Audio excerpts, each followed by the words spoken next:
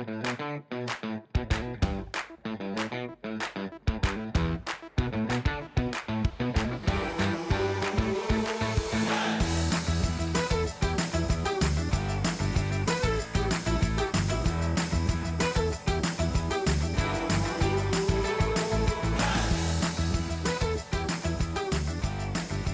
back to Square Talking, the Cheshire Freemason Podcast. It's great to be back with you for another episode. And with me tonight, as usual, is Keith. Hello. And Neil. Hello. Gents, how have you been? It's been a few weeks since we managed to get back around the table to record an episode. What's been happening, Keith, with you? I know we've all been really busy, haven't we, out and about and doing different things. I've moved house. I've had 2 cars break down at the same time. So it's all been fun and games for me, really, as stress levels go. That sounds like interesting life dramas as usual. Yes, yeah. It's always chaotic and hectic, but since the Masonic season has now come to a close, hopefully you'll have a little bit more time to do more things. Neil, how about yourself? We've been a while since we've seen you. We obviously didn't see you on the last recording of the podcast, but how have you been? Yeah, well, we didn't like to say it on the last episode, did we? But I've actually been diagnosed with cancer. I've had an operation, had a kidney removed, and I'm currently going through immunotherapy. So all is looking well, but it came out of the blue. You're never going to expect these things, but it was a real blindsider, and just having to get on and do what we can now with to cope with it. Yeah, I mean, it did put us through the ringer, really, didn't it? Because our dad had just passed away, and then so we're still dealing with that, and then you just were feeling ill, weren't you? And we didn't seem to be getting anywhere with this, so I took him to A&E, and then that was where they did the scans and found out what was going on, didn't they? So they said we found a tumour in your kidney and we suspect it's cancer, but we can't confirm it till tomorrow. So then I had that, long, dark evening of the soul as you're lying there in a hospital bed thinking, is this my number up? Luckily, it wasn't, but it certainly was one of those moments that really did make me reflect upon my life and, where I was going and what I've been doing. Yeah, and I think it's fair to say as well, you got a tremendous amount of support from Lodge and Chapter and what have you, and so have I as well, to be fair, because it's like, it's been, as I say, it's been a lot to take in and a lot to process, but we're getting there. And you guys have been really through the ringer, and it's a testament that you're back out here fighting, recording another episode of the podcast where you really want to be. So here we are again, round the table, gents, mulling over the season finale. It's great that you've been with us. We really thank you for the support over season 1 of Square Talking. We've had a fantastic time making the podcast for you, and we wanted to thank you for all of the support, all the messages that we've received, and all the thanks that we have received from you, the listener. So thank you for all of that. Yeah, and this is just a chance for us really to have a bit of a relaxed look back at the last season of podcasts. Talk about some of our favourite bits and the bits that stood out for us. So yeah, we kind of like to think of it as an end of season episode of Buffy or something like that, where we look back at what's happening. That's where we are. So does that mean there's going to be some sort of big bad coming in and trying to have a go at us? Oh, I hope not. I'm quite ready for that this evening. No. Okay, so how did we get here, gents, then? How did this magical mystery journey that we've all been on, how did that kick off? We were ordered to. No. I think we were asked. They thought originally, the original thought was it'd be interesting to have 2 brothers who were also brothers in Freemasonry, having a chat and doing a podcast about that. And then we also realised we needed someone that actually knew what they were doing. So that's where you've come along, you've joined us here as well. I don't know if I can pretend to know what I'm doing. I live my life on smoke and mirrors. Well, it seems to be working anyway. And So that then the three of us got together, didn't we? And we had a chat about what we thought it could be and how we thought it could go as a podcast. And really, I think what we wanted to do was just get the message out there, really, about Freemasonry, and the fact that it isn't a secret society or anything like that. Bust a few myths has been one of our favourite things which we've been doing, isn't it? And I think that was really the purpose as to why we wanted to start doing it, wasn't it? Now, Yes, and get out there the fact that we're not a cult, as people keep saying. Try and, I say, reveal behind the curtain, a bit like the Wizard of Oz. is that are you sitting behind a curtain then? Or is that? Most of the time, got to avoid the light now. It's another Buffy reference. No. It's to do with these. I think he's making a reference to his immunotherapy as he can't be in strong light. So kind of like a vampire, though. To be fair, yeah. At least you're not drinking blood yet. What did we hope to achieve with this podcast? What did we hope that it would become? I mean, I know personally, I hope that it would become the podcast equivalent of Top Gear. Okay, so who's James May then? That's me, obviously. Who's Clarkson? Iain would be Clark. What a treat. Do I get to live on a farm and raise some animals? Is that what you want to do? I live on a farm anyway, so... Oh, well, fair enough. So you wanted it to be the podcast equivalent of Top Gear? Well, three men of a certain age just kind of enjoying themselves. Right, okay. Yeah. So so out of it, what surprised us the most, do you think, about doing the podcast? I think that for me, we've learned a lot this year. Even though I thought I knew a fair bit about Freemasonry anyway, I think we've learned a lot. We've had chance to engage with some individuals that we may not have already had chance to speak to, and for me, it was a big surprise, and sort of some of the things that we came across. Yeah, I mean, I'm the same. I think I've learned a lot. It's also surprised me that so many different themes and aspects to it. So, like we spoke to the Widows Sons, we've spoken to Chapter, we've spoken to the Provincial Grand Master, and it's that broad sphere of who we've talked to and the interesting information that they gave to us. That's what surprised me the most. Funny behind the scenes moments then. Well, mine is when we were doing the live episode, because we weren't recording it on video, so you wouldn't have seen what was actually going on behind the scenes there.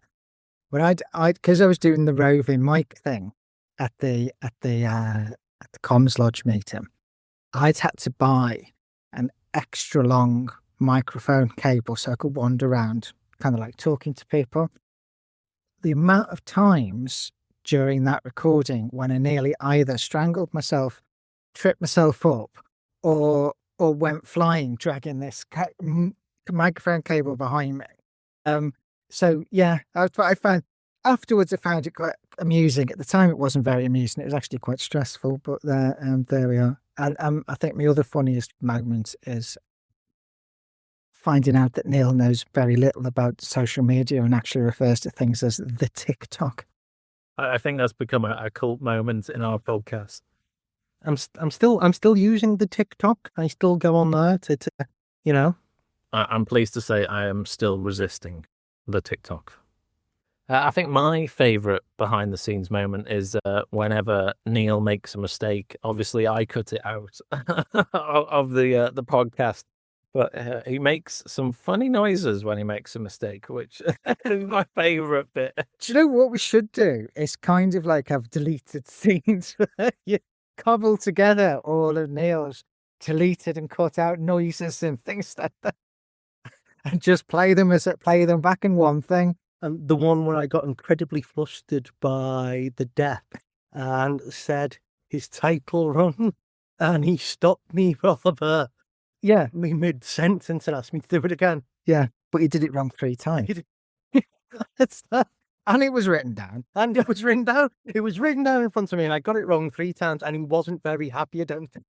So there we are. So that's our funniest moments, I think. Challenge you to say his title now. No, In front of you. written down. No. So I think we've kind of like been going through, haven't we, what our episodes and themes were. So, you know, and the things which have stood out for us the most. I think, what was your favorite episode, do you think? I think for me, I've bashed around with this quite a lot because we've learned such a lot over the sort of the season, and I think that for me it's a toss up between the digital episode, because I was really quite interested in how the digital strategy was coming together and how we were linking this podcast into the digital strategy, and the history episode. I really liked the history episode. I was quite surprised by the history episode of how in depth we went to, but that was my personal sort of favourites. Neil, how about you? It was actually the last episode that you did, the Beyond the Veil one about the Royal Arch. Obviously, I wasn't involved in that episode, so it was a chance for me to kind of sit back as a listener and, you know, listen to it as a podcast, and I really enjoyed it. So that was my favourite episode. I did think you went a bit far when you gave us that critique note of what we'd done wrong and where we could have improved. That was there just to help us. Right. Okay. And, credit to where it's due. I was very ill at the time. I was in my hospital bed, and I took the time to make notes for you. Yeah, and also you were on quite comprehensively strong medication. So it probably explains why some of the words weren't actually in English. But there we are. So I think my favourite episode was probably the live episode we did, because it was kind of like nothing we'd done before, and I think it was really good to get the brethren of Comms Lodge involved in that. And when we were doing the Q&A and things like that, I thought that was really good. So I really liked that. I think putting Neil on the spot made him mess up less, because I think it was the episode I had the least amount of cuts to do in the episode, so that was good news for me. So maybe we should put Neil on the spot a little bit more under pressure. Yeah, maybe. Yeah. So who's been our favourite guests? Who would you say, Iain? Favourite guest. I think that the Widows Sons were very interesting. I think they surprised me. They were a lot different to what I was expecting, and they shone the light on their chapter is the correct word there. I was going to say order, but no, chapter is what they refer to themselves as. And for me, it opened my eyes to another element of Freemasonry that I did not really know that much about. So I think they took it for me. What about you, Keith? Not meant to have favourites, are you really? But mine was, I think, Simon Medland was giving us the history of Freemasonry. I thought that was really interesting. It was like one of those proper history podcasts. It was. I think that's my favourite as well. Yeah. Well, not favourite. Shall we say the most memorable guest? I think he really did knock it out the ballpark and set a very high standard for everyone else who had to follow him. Mm-hmm. Yeah.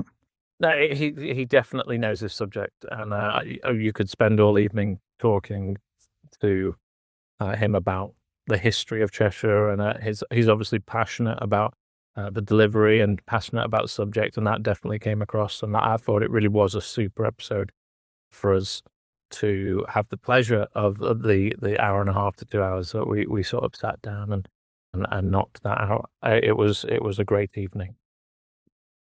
So as over the course of us doing the podcast, has anything changed your own views about Freemasonry in Cheshire? I think for me, it shows the diversity of people that I've still got to meet. Even though that I thought I'd met a lot of people already, there is still a vast number out there for us to meet, hear their stories, hear a little bit about what they're interested in. And it really did open my eyes as to the fact that there's a lot out there for us to discover. There's a lot of people still to talk to. And it really has whetted my appetite for making more episodes to share that knowledge amongst not only our Cheshire brethren, but also the wider world, and get them infused about our club. Neil, what's the question again? Sorry, You spaced out. The question was, what was the most thought-provoking conversation? On the podcast or just in general? Not just in general, the most thought-provoking thing about. I go back to Simon Medland and just the depth and the history of Cheshire Freemasonry. You know, the fact that it is the oldest province and there is such a rich history to Cheshire that this podcast can benefit from. Yeah, it's a good answer. Yeah, it's certainly made me think about things differently, particularly side orders and, as I say, history of Freemasonry, but also what we can do collectively to ensure that Freemasonry not only survives but thrives in the 21st century. Yeah, I think that's very important. The fact that something does need to be done to make sure that the organisation does survive.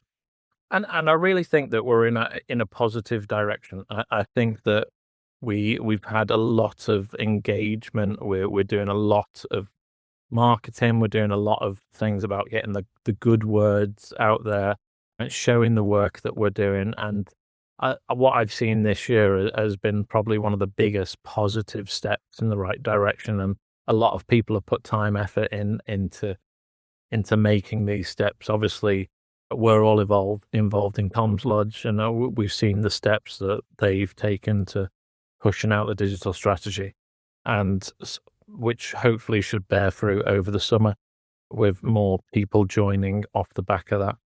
I think the last time I looked, there was quite a lot of interested people in Cheshire Freemasonry. Yeah, and the thing is, if we didn't expect it and want it to thrive, we wouldn't be doing this, would we? You know, so it's, as you say, it's all about that, getting that message out there, isn't it? Yeah. So James, what have we learned about Freemasonry over this year on the podcast? What would you say would be some of your biggest standout learning things, common themes, or things like that from guests? Or I think for myself, it's the importance of communication and getting our message out there, like Neil mentioned before. Also, the importance, I think, of when you do get new Masons in, people to join Masonry, it's the importance of mentoring them and explaining to them that they're not meant to understand everything all at once. It's an ongoing journey, and and when you've been through the first 3 degrees, then you've got the Royal Arch as well, which is the final part of the story. And I think it's explaining that to people, because when you join Freemasonry, it can be a lot to take in, and I think that's one of the things which I've got out of it, is the importance of that, giving people time, giving them proper mentoring, and ensuring that the communication is there, that people know what we're about and what we stand for. I think so. Now, about everything in this organisation is, I don't know if you could ever get to that point.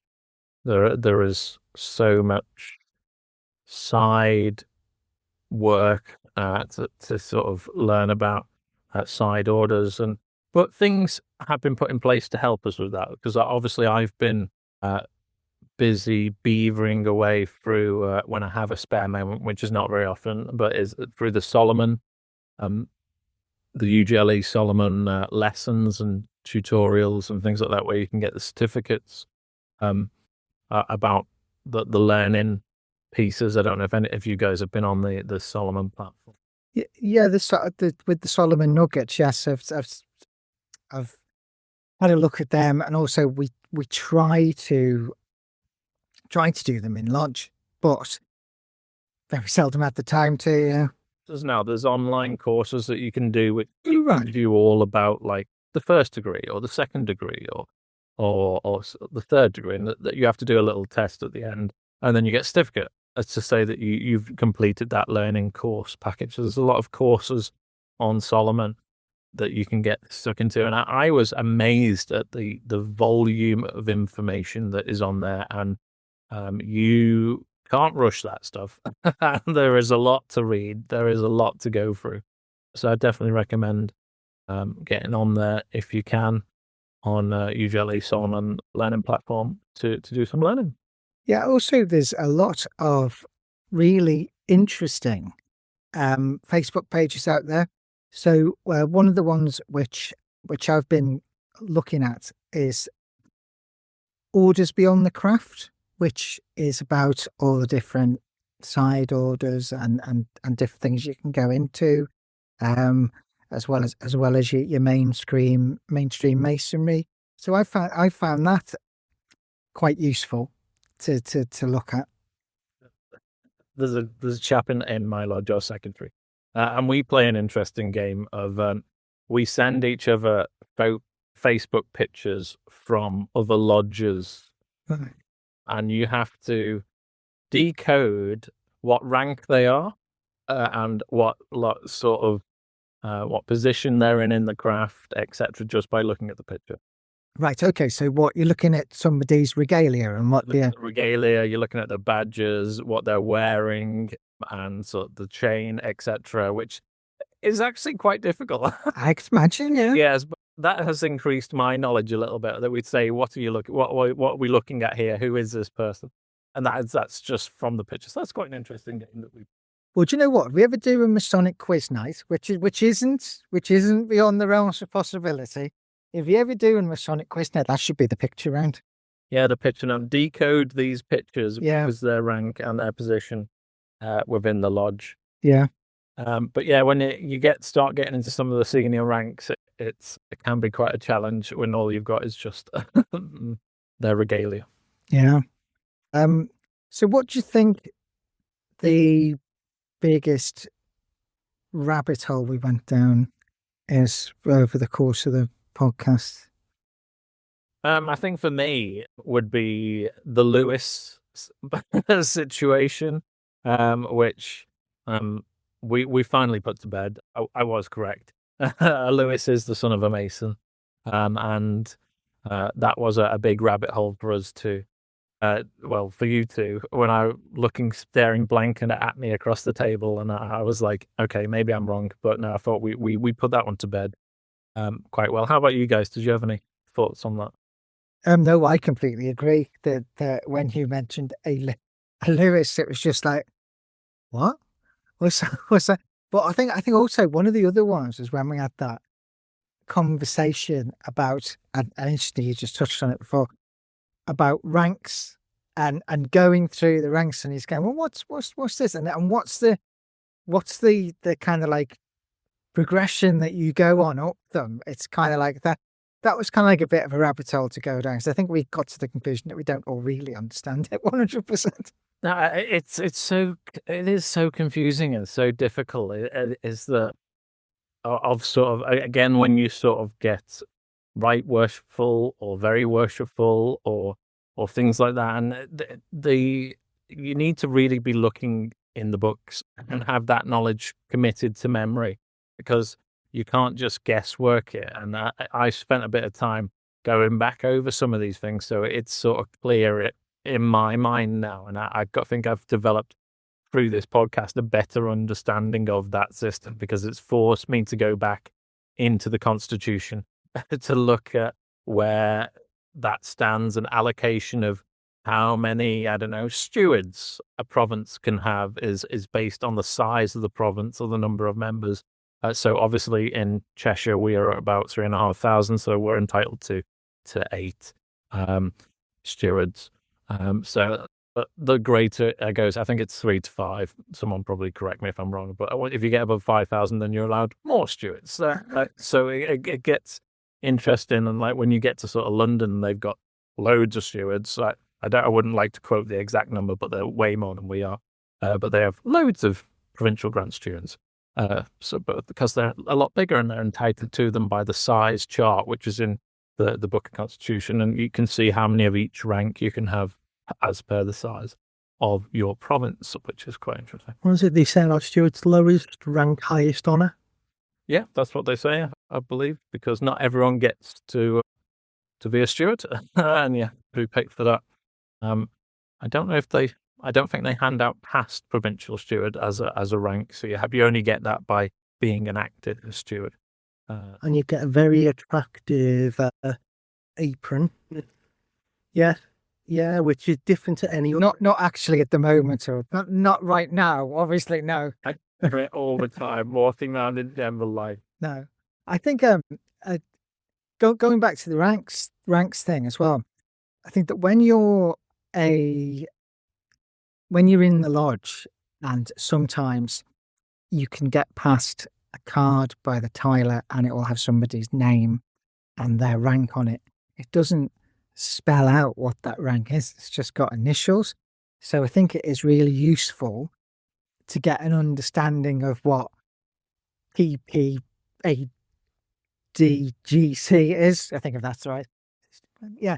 So you can read that out when you're reading it out, that you know actually what it is that you're saying, and you can translate that. Or if you work for master and you've got to turn and kind of say hello to the visiting brethren, and they're quite a high rank, make sure you've got the director of ceremony stood behind you so they can whisper in your ear what they're called and what their rank is. So not only have you had to learn it, you've got it written down. You've also got somebody telling you what it is. Yeah, just in case. Just in case. It's a brace. Yeah. Well, that's belts and braces and a helmet as well. I think that is. Okay, gents, so then on to the Season 1 awards. We'll replace our usual sort of things that we do towards the end of an episode. We may have covered some of these things off, so it might be able to quick fire through it. So, Neil. Who is the guest you'd most like to have a pint with? Right, well, I'm going to do a plug at this one for on Iain's behalf. That I would like to have a pint with the Widows Sons, because I thought that was really interesting. Unfortunately, I don't have a motorbike, so I can't join. I haven't even got a moped, but I think it'd be really nice to go out and have a pint with them. And I believe, Iain, there's something which is there's a plug you can do. Plan Brewing. There's a Plan Brewing for next summer, where we are looking at a clay day with a barbecue, and I think for the bikers as well, there's going to be something. So it's going to be like the clay shooting. Clay shoot. Not playing with clay or pottery. Clay shoot, which the shooting lodge are looking to sort out. My other lodge that I go to, White Bank, we're going to sort out the barbecue and the Ents side, and then I think the bikers are going to do some sort of biking stuff. But very early days, come in 2027, so stay tuned for announcements on that. And you've made assurances to me that if I go, I will be able to fire a gun. Well, as long as you are, the police say that you're not allowed, then yeah, unless you've got some sort of restraining order against firearms. I just love to fire a gun. Right. He's always been very wary about it. I wouldn't trust you with a water pistol, to be fair, let alone something that actually can blow things out of the sky. But we're not talking about the Widows Sons. You did actually have motorbike lessons though, didn't you? Did you? And you gave it up because it was too difficult. No, I didn't give it up because it was too difficult at all. That's an outrageous slur. I had motorbike lessons, and I realised that riding a motorbike was incredibly difficult at my age, bearing in mind hand-eye coordination, and you got to do all the clutches and the gears and all that malarkey. So instead, I settled on riding a moped, and I passed that. But unfortunately, that doesn't count, does it? Riding a moped, despite what our friend Simon says. Yeah, they wouldn't let him join. No, even though he's got a motorbike helmet and everything. So, as part of the awards, what episode would you recommend to a non-Mason? Iain? I think that episode 2, What is Freemasonry Really? I think is a great episode for them to start off with, where we talked about actually what is it about that we do here. Or the initiation episode, which was episode 3. I think the first two, episode 2 and 3 there would be great for a non-Mason to sort of understand what we are about and what's in store once you decide to come and join us in our club. Yeah, I completely agree. I think episodes 2 and 3 are a really good introduction to Freemasonry. What about you, Neil? The live episode, I think, that does prove as well that if you get more than 2 Freemasons in a room, they will not agree about anything, but in a fun way. Yeah, so, and I think the award for the most unexpected answer, gents, what are we thinking on this? I think it's probably when we asked kind of like what you could consider to be a simple question about history of Freemasonry in Cheshire, and it's an incredibly long and complex answer as to where we come from and where, how we started in relation to London and the overview of us and things like that. I thought that was really unexpected for me, was the amount of history there. What about you, Neil? Same. Well, you're not going to add anything to that, just say. And I think you said that so beautifully and eloquently. I have nothing to add. Oh, thank you very much. The check's in the post. I obviously think that it was great to have on the Provincial Master, Provincial Grandmaster, David Dyson. It was great to listen to what he had to say about the future of Cheshire, our direction, and where we're going. And he really provided us some clarity on the things that he was excited about. It was humbling. It was. Yeah, it was. And to listen to where his backstory and to where we're going in the future. Looking to the future, guys, what excites us about Freemasonry right now? And you're not allowed to say the fact that it's summer and we get 3 months off. Right. Well, what's exciting me about Freemasonry right now, and this is my turn to do a plug, is that Iain and I's lodge, one of our lodges is Comms Lodge, Communications Lodge, which is based at Cheshire View, and we meet 4 times a year. We meet first Tuesday in September, November, February, which is our installation, and May. And I say we meet at Cheshire View. We've got members from right across Cheshire and members of that lodge.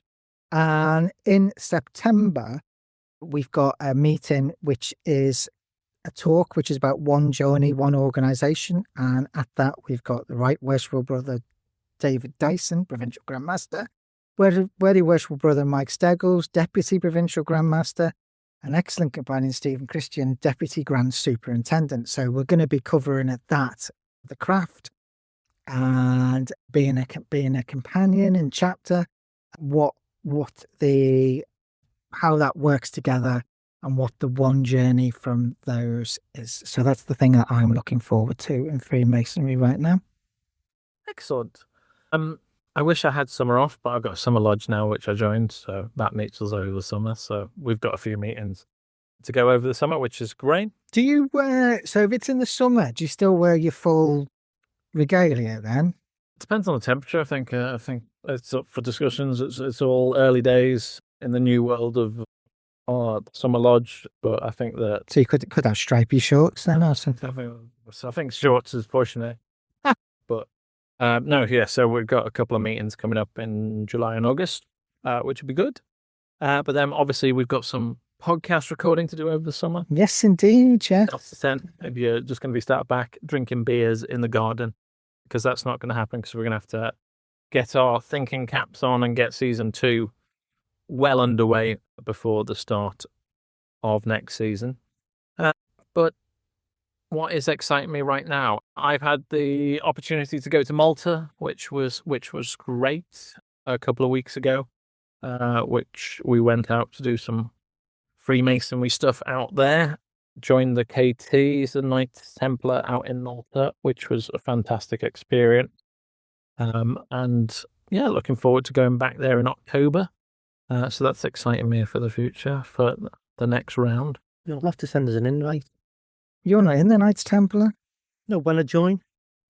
When you join? Yeah. Right.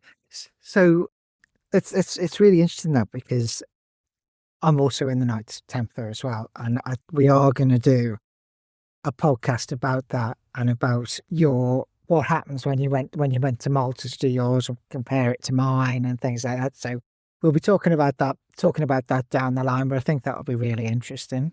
Yeah, we're doing the Malta degree in October, so that's great as well. And the privilege of doing the Malta degree in Malta will be pretty special. So looking forward to that. I'm also had my arm twisted into joining Red Cross of Constantine. So it's a meeting directly before the KT meeting. So I don't know if you know much about Malta Week, but basically lots of lodges meet all in 1 week. In Malta? In Malta. Oh, right, okay. Craft, there's Royal Arch, there's RAM, there's KT, there's Red Cross of Constantine, and they're all back to back to back to back to back in the temple. So people fly in from all around the world just for Malta Week, and they all stay in hotels, all in pretty much the same area. They just run stuff back to back to back. So that's they've sort of twisted my arm and said, well, you're here anyway. And it's a meeting directly before. That's the next adventure.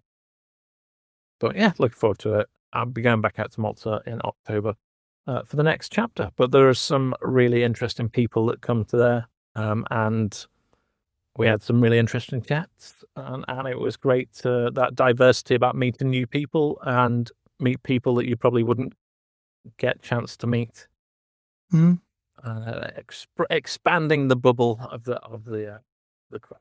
Yeah, because we talk about visiting, don't we? And it's like we say about visiting, not just around your own location. So for us, not just Cheshire, but expanding that out to different areas. I mean, different countries is a thing again, then, isn't it? So I'm assuming that they're under the same constitution as the United Grand Lodge, aren't they? So it's just an overseas district. It's not outside of UGLE. It's inside UGLE. So you're actually not going outside. So you don't need a clearance certificate or anything like that. You don't need it. Well, not sorry, a clearance certificate. You don't need to apply for permission to go there because it's inside of UGLE. So if we went visiting to America we'd have to get permission to go to the lodge, whereas because it's inside, it's just like going to another province. Right. Okay. I'm looking forward to my Masonic year. Obviously, I've had to put things on hold. I was meant to be joining a few other side degrees in this year. Obviously, I haven't. But within the next year, I'm due to join the Rose Choir, the Royal Ark Mariners. So I'm looking forward to that. All right. Okay. So we've all got kind of like quite a varied future coming up, haven't we? Things to do in the future. I did quite fancy joining the Red Cross of Constantine, but I don't think I'll get away with going out to Malta to do it, unfortunately. So what do you want? What do we want, should I say, season 2 to achieve? I'd really like us to continue the expansion of knowledge, keep pushing out the boat and really involving more people in our world. I think there's so much for us to talk about. How about an episode recorded in Malta? where we interview some of our Maltese brethren. Look, this is just you trying to get an in to joining the Knights Templar, isn't it? And holiday to Malta, yes. Holiday to Malta. Well, I can definitely hook you up, gents. Right. Well, if you want to pay for that holiday to Malta, you're more than welcome to. Really look, I'll give you some staff discount. Or the holiday. So yeah, so we've got what I want season 2 to achieve is, I think, to go out and about a bit more. I really enjoyed the live episode. I know we're planning on going down to London at some point. Obviously, Malta. So, come on, that must be the first time that the Freemasonry podcast has gone abroad. Come on, it must be. Oh, don't say. I don't think, Graf. No, I if nothing else, we'll just give Iain the podcast kit and he can just go and do it on his own. So yeah, it's doing things like that. I think is getting out and about, meeting new people, and also taking on board what some of our listeners want us to do for season 2. I mean, we have had suggestions coming in. We're taking that. Amount of suggestions, and that some of them have been really excellent, and I'm really looking forward to including some of those people that wanted to come on and talk about stuff. And we will be getting back to you really shortly to make some dates over the summer. So really thank you from the bottom of our hearts for those suggestions. Yeah, and thank you for those suggestions, as Iain said. And also, if you do have any more suggestions as to what you would like us to cover, or indeed if you're out there and you want us to come and visit you, and you've got a lodge that that you think it'd be that they'd like us to come and visit and come and maybe not necessarily record a podcast, but just come and talk to you or what have you. We're more than happy to do that. So please do let us know if you've got any of those suggestions, especially if it is abroad. It's definitely hankering for a trip here. Maybe I'll get him some forms. Yeah. You just have to get some specialist travel insurance. Yes, my travel insurance would be very expensive. Yes, exactly. Yeah. So we've got a few topics and ideas coming up, which we've talked about, which we're going to be doing in the next season. We've asked you, what sort of things do you want us to do? What do you want us to cover? And we've already got some fantastic guests lined up for the next season. But what's the one question you want to ask? I want to ask anybody. Why are we here? No, I suppose it's got to be Masonic related. Why are we in this Freemasons? No, it's what's the meaning of life, the universe, and everything? Iain? Okay, I'll try and go something different direction. I think next season I would definitely like to explore the Rose Choir a little bit more. It is one of my favourite side degrees. And I think getting the MMF or the charities people along, I think would be really, really exciting as well to hear about where all the good that the money is doing that we raise, and getting them on board to help come out and tell us a bit about the good that we're doing out there in the world, which would be a great episode to explore. So yeah, interesting enough, Phoenix Lodge are having an event, aren't they, coming up?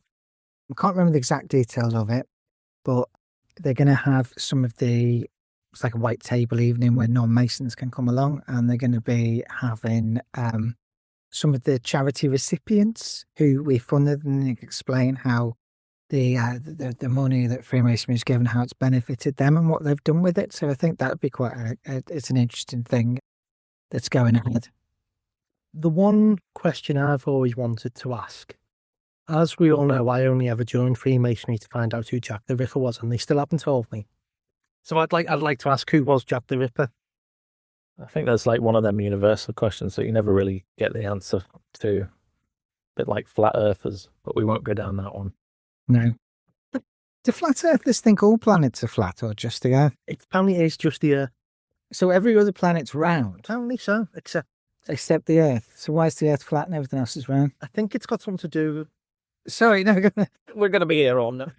No, sorry, go on. You want me to continue? No, I don't want you to continue, actually. No, it just sounds as if you are actually a member of the Flat Earth Society. So Last thing before we wrap up is what would Square Talking leave behind for future Freemasons in 100 years? So this is our time capsule. We always do a time capsule. We're going to do a season finale time capsule. So out of the last season of Square Talking, let's each pick one thing from that last season which we would put into our time capsule for 100 years in the future. Neil? I think that we've already, in this show, brought a new insight into Freemasonry, and we've brought also a gift of laughter to the Freemasonic world.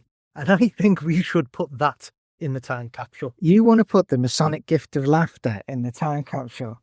Right, fair enough. Iain? Going on that theme, I will put into the time capsule Neil's love for gravy. The Bisto Kid rides again. Bisto Kid rides again as one of my favourite things that we've come across in this season.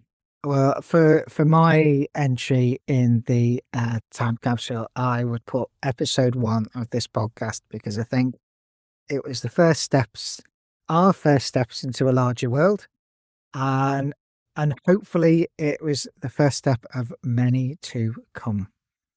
So all that's left for us to say is thanks for joining us for season 1. It's been a real honour and privilege to serve you and to dish up some delights of our world of Cheshire Freemasonry. Gents, do you have anything to add in your closing remarks for season 1? Yeah, just thanks to our listeners, and thanks to Cheshire Freemasons Freemasonry in general for supporting the podcast. Everybody's been really great. They've all given their time up to us, and I just want to thank them for that. I can only follow those sentiments. Everyone has been so lovely as we've come across on this series, and long may it continue. Excellent. Well, gents, I'll see you in season 2. See you in season 2. Be seeing you. Bye.